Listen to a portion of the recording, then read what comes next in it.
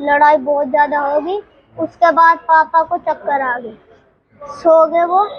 तब मेरे अंकल ने उनका मुंह दाबा और मम्मी ने पैर पकड़े था, तो अंकल ने मेरे को फोन दिया, कहा बेटा देख लो। तब मैंने कहा ठीक है अंकल।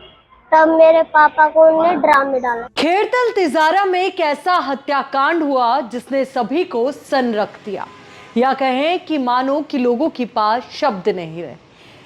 आपको वो हत्याकांड तो याद होगा ही, जिसमें पत्नी ने पति के ही टुकड़े करके उसे ड्रम में भर दिया, ऊपर से सीमेंट डाल दी।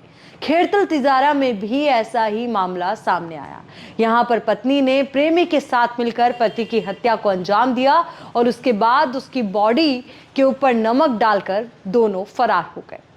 इस पूरे मामले को लेकर के लगातार पुलिस जांच पड़ताल में जुटी हुई है और एक के बाद एक नए खुलासे हो रहे हैं। अब इस पूरे मामले को लेकर के मृतक के नाबालिग बेटे ने क्या कुछ कहा, वो सुनिए, जिसको सुनने के बाद शायद आपकी भी रूह कांप उठे कि आखिर उस रात ऐसा क्या हुआ कि पत्नी और प्रेमी मिलकर पति को मौत के घाट उतार देते हैं।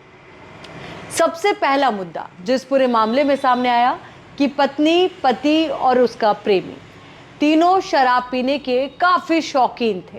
तीनों साथ बैठकर अक्सर शराब भी पिया करते थे और कुछ ऐसा ही वाकया उस दिन भी हुआ और पति पत्नी के झगड़े मानो एक पुरानी बात हो। दोनों के बीच में काफी समय से इस तरीके के झगड़े की जो बात है वो सामने आती रही।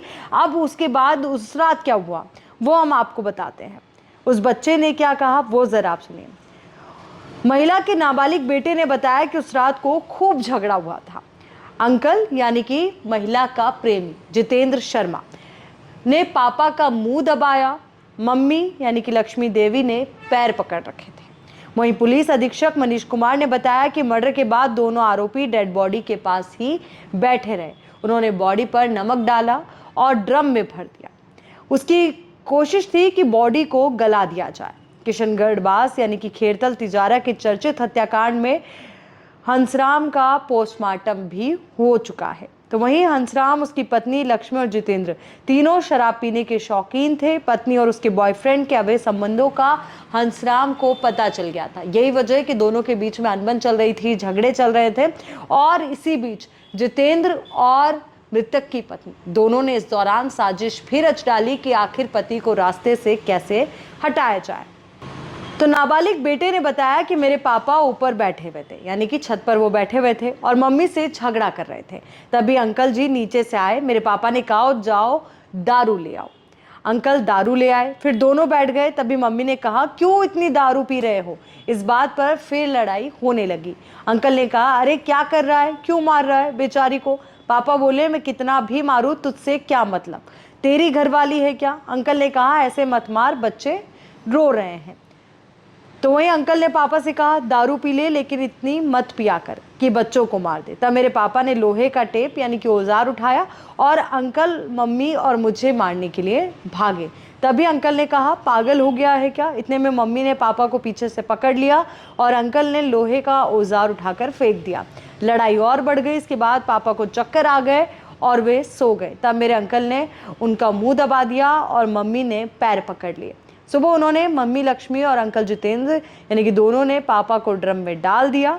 तो वहीं नाबालिग ने बताया कि सुबह करीब 9:30 बजे वो पापा को ड्रम में डालते हुए देख रहा था, क्योंकि जब मैं टॉयलेट करने उठा उस दौरान मैंने पूरा मंजर देखा। तो ऐसे में अंकल ने कहा कि तू ऐसे क्यों आ गया। फिर अंकल बोले कि बेटा तेरे पापा अब नहीं रहे। मैंने पूछा ऐसा क्यों बोल रहे हो। तो इस पर अंकल ने कहा कि तुझे पता नहीं है रात में कितना झगड़ा कर रहे थे तेरी मम्मी, तेरी बहन और तुझे मारने की धमकी दे रहे थे, तब मुझे मजबूर होकर तेरे पापा को मारना पड़ा।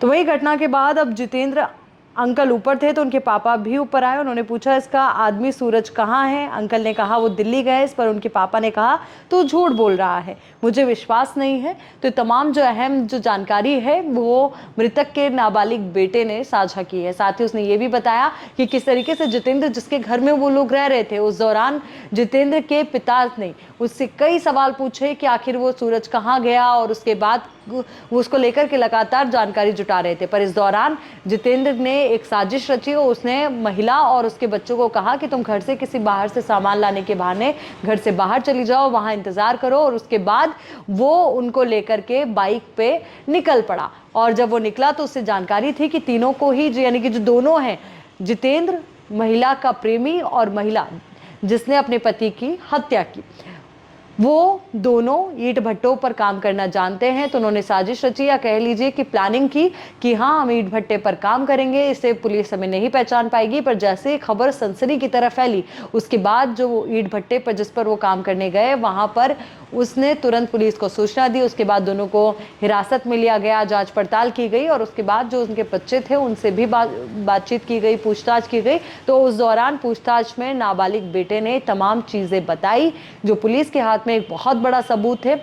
अब आगे ये देखना महत्वपूर्ण हो जाता है कि महिला को क्या सजा दी जाती है, महिला के प्रेमी को क्या सजा दी जाती है, क्योंकि हंसराम के पिता की तस्वीरें भी सामने आई। जब पोस्टमार्टम हुआ, पिता जब वहां पर पहुंचे तो उनकी आंखों में आंसू थे, रो रहे थे, बिलख रहे थे, क्योंकि बुढ़ापे का सहारा उनका छिना है। और उसके साथ ही उन्होंने ये भी कहा कि बहू को कड़ी से कड़ी सजा मिलनी चाहिए। इस पूरे मामले को लेकर आपकी क्या राय है, आपकी क्या प्रतिक्रिया है, कमेंट सेक्शन में जरूर बताएं।